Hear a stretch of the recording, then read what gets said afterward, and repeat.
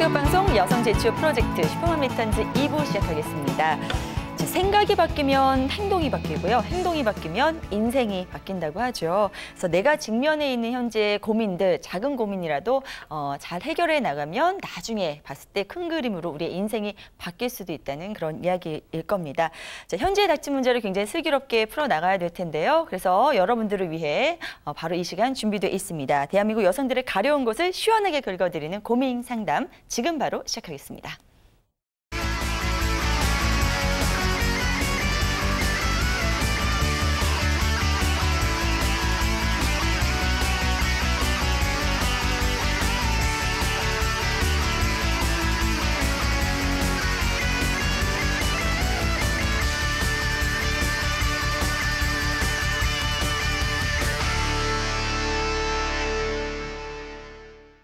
네, 슈퍼맘 리턴즈 2부 오늘도 제치호 고민 상담 함께해 주실 전문가, 지식소통 전문가 조윤신 대표님 나오셨습니다. 어서 오세요. 네, 반갑습니다. 반갑습니다. 언젠가 유행했던 책 중에 멈추면 비로소 보이는 것들이라는 책이 있었어요. 근데 저는 멈추면 비로소 이 통증이 여기저기 있거나 머리가 멍하거나 하는 걸 알았어요. 그래서 제 인생은 자전거구나. 이렇게 멈출 때도 무언가 계속 가볍게 움직이면서 넘어지지 않게 해야 이 원하는 때 또 필요한 속도를 낼 수 있겠다라는 걸 이번 연휴 기간을 통해서 또 확인할 수 있는 시간이었습니다. 연휴 때 좀 멈추셨나 봐요. 많이 멈췄더니. 네. 그래요? 통증이 오셨군요. 온몸이 지금 막 통증 상태입니다. 그래요. 얼굴 더 좋아지신 것 같은데요. 연휴 지나서요? 네, 알겠습니다. 자, 오늘도 아름다운 캐스터 황진경 캐스터 함께합니다. 어서 오세요. 네, 안녕하세요. 안녕하세요. 미혼 여성 대변인 캐스터 황진경입니다. 정말 기나긴 설 연휴가 끝나고 일상으로 돌아왔습니다. 시작할 때는 기쁨이 2배가 됐지만 또 끝나고 나니까 우울증이 2배로 오는 것 같아요. 명절 증후군 겪고 계시는 분들 굉장히 많으실 것 같은데요. 슈퍼맘 리턴즈 함께 하시면서 속 시원하게 푸시고요. 또 건강하게 생활 다시 하셨으면 좋을 것 같습니다. 네, 저는 명절 끝나니까 이렇게 기뻐요. 네, 일하는 게 이렇게 좋은지 몰랐습니다. 네, 연휴 기간 동안 몇 년을 늙어서 온 것 같아요. 어쨌든 그래도 행복한 설 연휴 잘 보내고 왔습니다. 자, 그럼 이제 본격적으로 오늘 고민 상담 시작해봐야 될 텐데요. 오늘 진경 씨 좀 부탁드릴게요. 네, 첫 번째 사연 읽어드릴 텐데요. 요즘 일터에서 자신의 입지가 좀 좁아져서 고민이시 워킹맘으로부터 온 사연입니다. 읽어드리도록 하겠습니다. 전 소규모 제조업체에서 격리 업무를 보고 있는 워킹맘인데요. 사장님의 큰 아들은 영업을 담당하고 있습니다. 그런데 어느 날 사장님이 절 불러서 하시는 말씀이 둘째 아들이 제대해서 회계학원을 다니고 있는데 격리 업무를 배우고 싶어 한다네요. 둘째 아들이 전부터 우울증을 앓았었고 또 자살 시도도 해본 적이 있어서 저대로 두기는 힘들다고 저한테 업무를 가르쳐주면 수고비도 챙겨주시겠다고 하더라고요. 저도 사정상 당장 3월부터는 쌍둥이 입학이라서 정상 근무가 힘들 듯해서 그러겠다고 했죠. 그런데 지금 그건 잘못된 선택이 아니었나라는 생각이 듭니다. 둘째 아들이 회사에 나왔는데 정말 기초적인 것만 알고 있더라고요. 급여 신고나 4대 보험 신고를 왜 해야 하는지 물어보고 심지어 엑셀도 못 씁니다. 제가 하는 일이 전부 엑셀 작업인데 말이죠. 엑셀 모르면 가르쳐줄 수 없다니까 사장님께 말씀 듣길 기초부터 배우는 걸로 들었다면서 너무 당당하게 얘기를 합니다. 게다가 출퇴근 편의도 다 봐주면서 월급까지 주는데 왜 못 가르쳐주냐고 오히려 대묻네요. 제가 출퇴근 시간 등의 편의를 받은 건 고맙지만 이런 대우를 받으니까 정말 제가 지금까지 쌓아온 지식 홀랑 알려주는 것 같아서 너무 아깝고 억울해요. 저 어떻게 하면 좋을까요? 라고 보내주셨습니다. 네, 자, 사장님 아들이기에 더욱더 어려운 그런 자리인 것 같습니다. 네, 이렇게 사장님 아들을 가르쳐야 되는 그런 업무 때문에 고민 상담 해오신 분인데요. 대표님 어떻게 보셨나요? 저는 좀 이렇게 좀 다르게 보고 싶어요. 사장님 아들을 가르칠 수 있다는 건 축복이죠. 기회죠. 네, 그렇죠. 기회죠. 네. 근데 지금 이제 이분이 그러니까 안타까워하는 내용의 핵심은 너무 기초도 모르는 이 아들에게 뭔가를 다 가르쳐줘야 돼서 자기가 굉장히 힘들다. 그리고 자신이 지금까지 쌓아온 지식을 홀랑 다 주는 게 이제 그렇게 되면 자기가 할 게 없어질 것 같은 두려움 뭐 이런 것 때문에 지금 힘들어하는 것 같다는 생각이 들어요. 근데 지금 제가 이분한테 오늘 여기 방송 오면서 들은 광고가 딱 떠오르더라고요. 그래요? 어떤 광고가요? 세무 프로그램 나왔다고. 프로그램 사시라고. 그래요? 그래서 지금 이분이 평생을 지금 이걸로 격리 업무로 세무 프로그램으로 지금 먹고 사시나 본데 네네. 이게 좀 있으면 프로그램으로 대체될 확률이 있어요. 네. 네. 그러면 이제 이분 자체도 지금 힘든 상황이 올 수 있다. 이 아들한테 빨리 전수하시고. 이 아들이랑 경쟁할 일이 아니네요. 아들이 경쟁자가 네네. 아니에요. 지금 프로그램이 나왔어요. 그래서 이럴 때 이제 빨리 그렇군요. 새로운 걸 배워야 돼요. 그 회사에서 다른 업무를 자칭해서라도 지금 배워야 될 이 시기에 네네. 지금 아들하고 경쟁할 때가 아니라는 생각이 듭니다. 그렇죠. 저도 기본적으로는 대표님과 같은 생각이에요. 일단 다른 라인도 아니고 사장님 라인을 잡았는데 이건 좀 기회를 좀 생각하셔야 될 것 같고요. 다만 이제 본인이 해야 될 업무 플러스 이제 아들을 가르쳐야 되는 그 업무까지 같이 됐다면 그건 어느 정도 스트레스가 될 수 있겠다는 생각이 드는데 맞아요. 그 조절을 이제 사장님이랑 잘 해나가야 되지 않을까 싶어요. 진경 씨는 어떻게 보셨나? 저 같은 궁금하네요. 경우는 좀 공감을 했어요. 사실 좀 공짜는 없는 것 같아요. 이 네네. 출퇴근 편의를 충분히 봐주는 부분이 있지만 또 아들이 굉장히 나이도 어린데 또 사장의 아들이기 때문에 더 되게 얄밉게 느껴지는 게 있거든요. 네네. 또 버르장머리 없게 나오면 또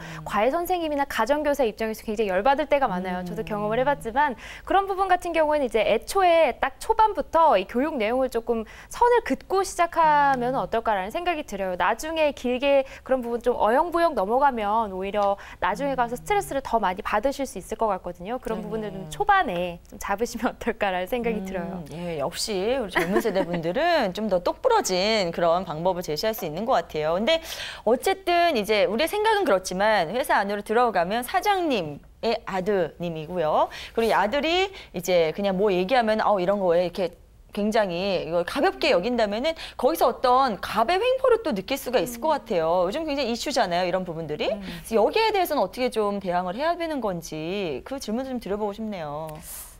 네, 세상은 어차피 갑과 을의 전쟁입니다. 네. 그러니까 내가 영원히 갑이 되지 못하는 상황에서는 늘 을의 위치잖아요. 근데 을의 위치에 있더라도 갑이 함부로 하지 못할 어떤 나만의 경쟁력을 갖춰야 되겠다라고 생각하고 준비를 하시는 게 오히려 필요하다. 나는 을인데 나 무시하지 마라라고 얘기하는 건 이게 집에서도 잘 안 통할 거예요. 네. 그러므로 이렇게 좀 뭐랄까 세상이 바뀐 거를 좀 받아들이고 이 남들이 나를 무시하지 못하게 그게 네. 반드시 갑이라서 나를 무시한다기보다는 이게 내가 언제든지 대체 가능한 일을 하고 있을 때 무시를 당하는 경우가 굉장히 네. 많거든요. 그래서 나 아니면 안 될 그런 영역을 조금 확보하기 위해서 좀 준비하고 노력하는 게 좀 필요하지 않을까 이런 생각이 듭니다. 맞아요. 저도 기본적으로 그런 생각이고요. 일단은 근데 이제 어린아이 이렇게 좀 다루기도 어려운데 이분은 이 아드님은 이제 성인이라서 말 안 듣는 성인 다루기 진짜 어렵잖아요. 그래서 그런 노하우들 조금 그런 걸 키우셔야 될 것 같고요. 그리고 저는 그것보다 더 중요한 거는 앞으로 계속 직장 생활 하실 거면은 앞서 대표님께서 말씀해 주신 그 세무 프로그램에 대항할 수 있는 자신의 경쟁력을 키우는 게 좀 더 중요하지 않나 그런 생각이 불현듯 듭니다. 네. 그리고 제일 좋은 그 가르치는 방법 중에 제일 좋은 건요. 네네. 그 사람이 하게 하는 거잖아요. 네네. 그래서 오히려 과제를 내주시고 아들이 한 거를 확인해 주는 방식으로 조금 하면 스트레스 좀 덜 받을 것 같아요. 네네. 있는 자리에서 막 가르치면서 거기서 바로 이해 못 해갖고 막 열받게 하느니 어차피 아들이 문제 있다라는 거를 분명히 사장님도 알고 있던 상황이라면 시간이 좀 걸린다. 네네. 이렇게 인지를 시켜주고 네. 대신에 이제 이게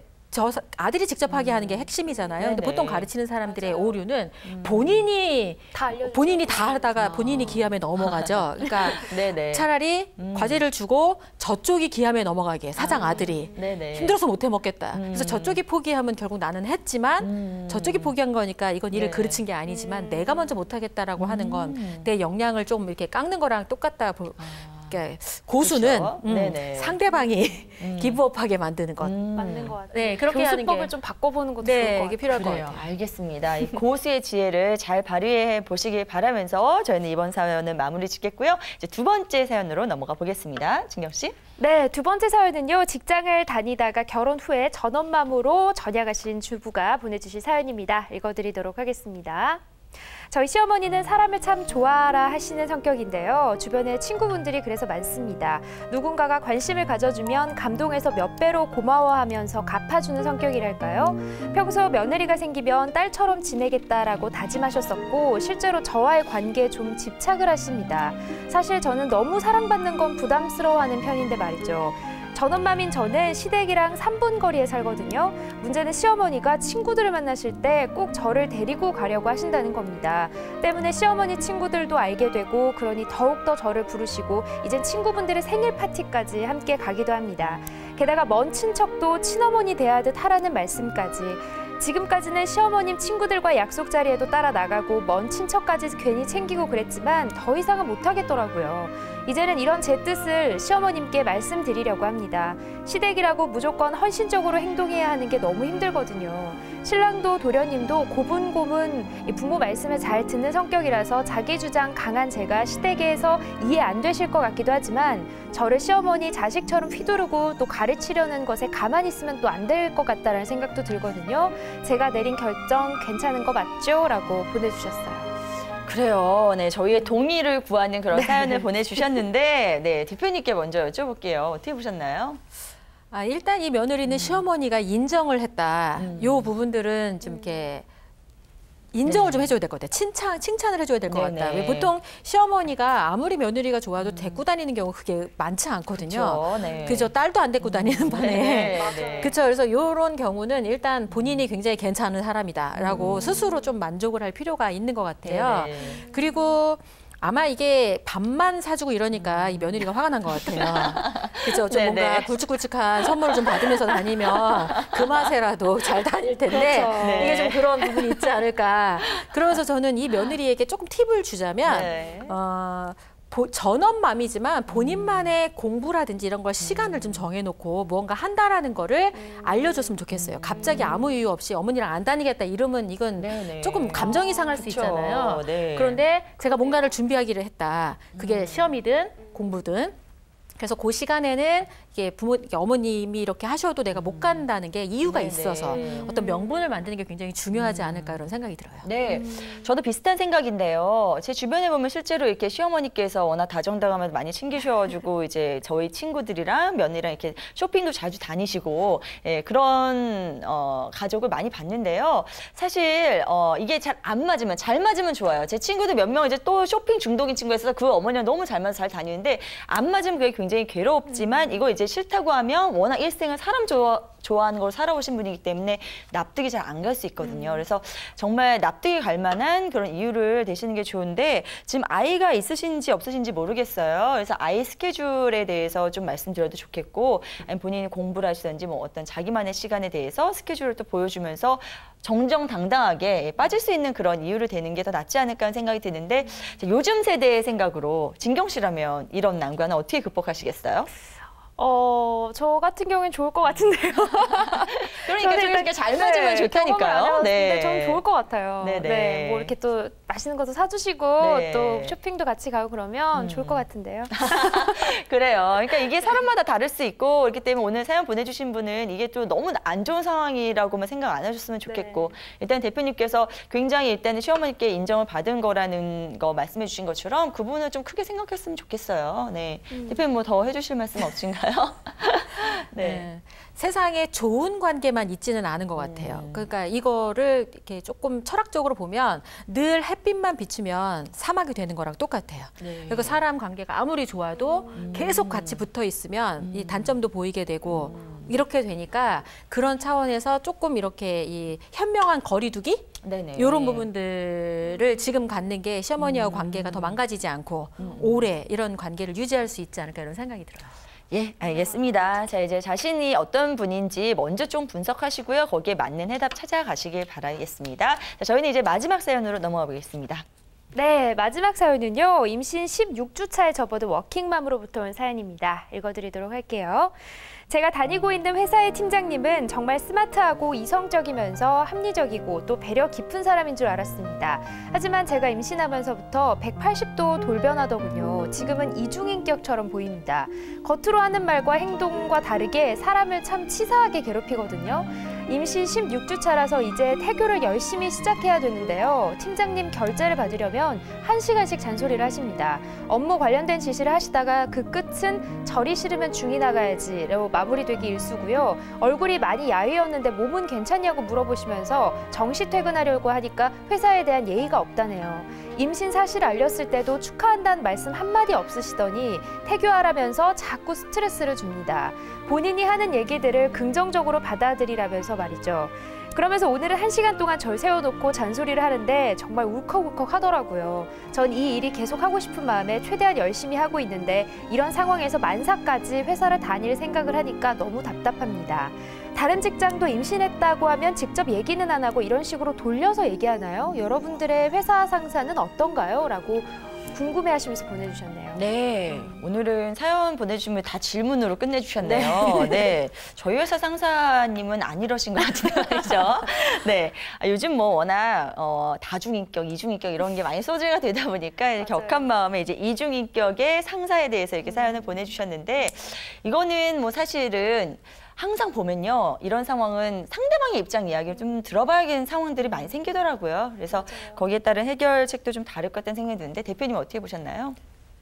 네, 지금 요 이제 제가 이렇게 딱 보면 네. 상사가 우리가 이런 까다로운 상사를 지금 여러 상황을 지금 접해봤잖아요. 네네. 근데 그럴 때마다 늘 나는 괜찮은데 상대방이 문제다. 이제 이렇게 네네. 보는 경향이 되게 많았던 것 같아요. 그래서 네네. 상사가 어떤 벽이다. 이렇게 생각을 좀 해볼 필요가 있어. 벽은 견고하고 높을수록 이거를 이제 넘는 사람이 얼마나 이 일을 지속할 가치가 있는지, 이 일에 내가 열중할 수 있는지 이걸 확인할 수 있는 어떤 장애물로 체크를 해보는 게 좋지 않을까 이런 생각이 들어요. 네. 그리고 사실 임신을 하고 나서 이 팀장이 돌변했다면 네. 오히려 임신하고 내가 이 회사 생활에 집중하는 거에 조금 문제가 있거나 아니면 기존의 다른 사람들 중에 임신을 한 사람들이 자기 몸을 막 너무 보하느라 일을 좀 제대로 안 해서 그것 때문에 왜 질에 이렇게 우리 팀장님이 먼저 이렇게 나서는 경우도 있을 수 있으니까 그렇죠. 나는 이 마지막까지 최선을 다해서 일을 할 거다.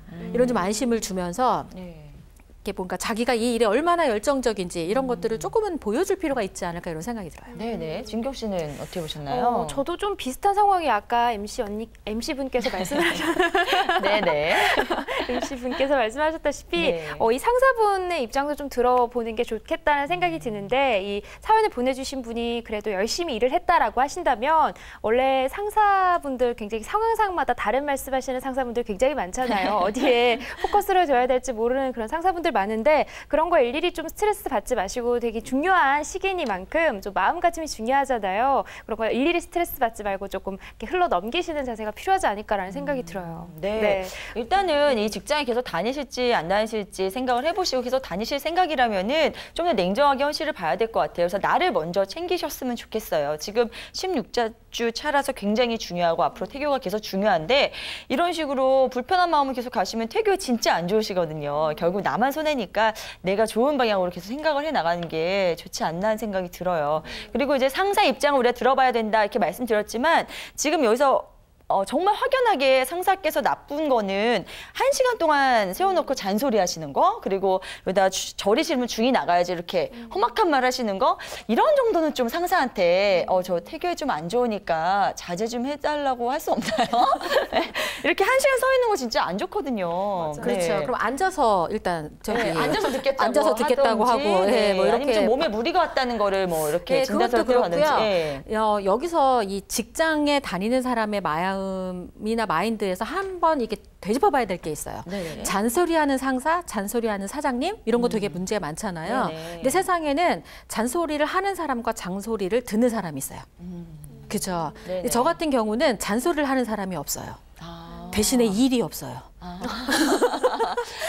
되게 슬프게 들리네요, 그쵸? 대표님. 그러니까 네. 내가 누군가로부터 잔소리를 듣는다. 그 얘기는 나를 커버하는 누군가가 있다라고 봐도 괜찮아요. 그러니까 오히려 요거를 나쁘게만 볼 게 아니라 네. 내가 잔소리를 들을 만큼 일에 어딘가가 비어 있다.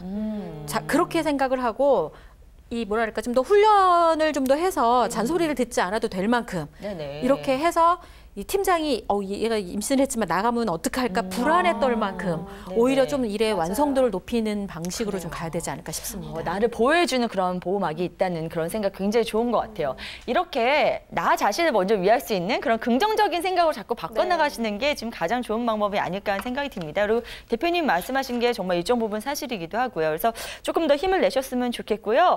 예, 그리고 좀 더 좀 긍정적으로 이렇게 생각을 해주셨으면 좋겠습니다.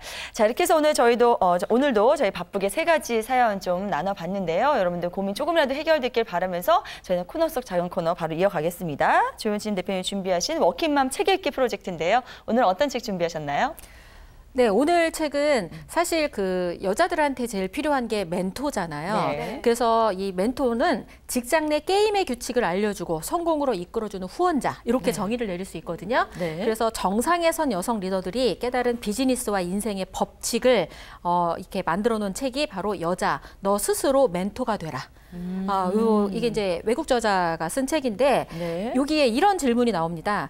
그러니까 남성은 장래의 관점에서 현 위치를 살피지만 여성은 현재의 업무 수행에만 초점을 두는 경향이 있다. 이 보통 판단을 하거나 이 일에 어떤 문제가 있거나 이럴 때 대부분 보면 이 남자들과 달리 여자들은 그냥 현 상황만 보는 경우가 너무 많아요. 네. 잠깐 참으면 요거만 잘 견디면 이게 또 다음 거를 충분히 할 수 있는데 너무 현재에만 집중할 그런 게 있지 않나 이제 이런 생각을 가지고 있다라는 이제 좀 아쉬움이 있었고 네네. 이런 질문을 던지고 싶어요. 35세에서 40세 요 사이에 여성들에게 향후 5년이나 10년 후에 어떻게 할 계획이냐고 물어보면 대부분 애매모호한 대답을 한답니다. 그래서 자기를 위한 좀 장기적인 계획이 없는 게 여성들한테 가장 큰 문제가 아닐까. 네네. 그래서 이 책을 보시면서 자기에 대한 어떤 어느 정도의 계획을 세워보는 것. 그러면 지금 당장 조금 힘들고 이렇게 불편한 일이 생긴다 하더라도 넘을 수 있는 어떤 지혜가 생기지 않을까 이런 생각을 해서 오늘은 이 여자 너 스스로 멘토가 되라 이 책을 추천하고 싶습니다. 네, 여자 너 스스로 멘토가 되라 이 책 전해주셨는데 35세에서 40세 하면서 저를 탁 쳐다보시는데 갑자기 많이 찔렸네요. 예. 어떻게 보면 이 나이가 뭐 가정도 꾸리고 직장에서 어느 정도 위치가 되고 어느 정도 이룬 그런 상황인데 여기서 이제 미래를 생각한다는 게 사실 쉽지 않은 것 같아요. 굉장히 도움이 될 만한 그런 책일 것 같습니다. 저도 열심히 읽어보겠습니다. 자, 이렇게 해서 오늘 여러분들의 고민 함께 한 시간 어떻게 보셨는지 모르겠는데요. 두 분간 아쉽게도 인사 나눠야 될 시간입니다. 자, 오늘도 좋은 말씀 대단히 고맙습니다. 감사합니다. 자, 99도까지 열심히 올려놔도 마지막 1도를 넘기지 못하면 물은 영원히 끓을 수가 없는 거겠죠. 자, 물을 끓이는 건 마지막 1도라는 거 꼭 명심하시고요. 여러분 정말 힘들어서 포기하고 싶은 그 순간 마지막 1분을 잘 견딘다면 성공할 수 있다는 거 오늘 꼭 기억하는 그런 하루 보내시기 바랍니다. 저희 슈퍼마니 탄주는 한국직업방송 홈페이지 통해서 다시 보실 수 있습니다. 저는 다음 이 시간에 다시 돌아오겠습니다. 고맙습니다.